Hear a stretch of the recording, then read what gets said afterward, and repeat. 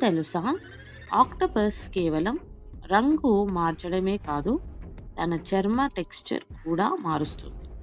వాటి చర్మంలో క్రోమాటోఫోర్స్ అనే ప్రత్యేక కణాలు ఉంటాయి. ఇవి రంగులను మార్చుతాయి.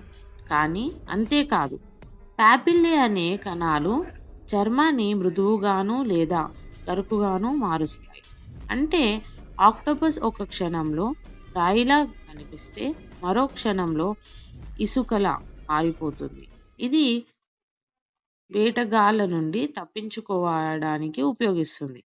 వేటలో దాడి చేయడానికి ప్రకృతిలో అల్టిమేట్ క్యామోఫ్లాజ్ వెపన్ ఇది.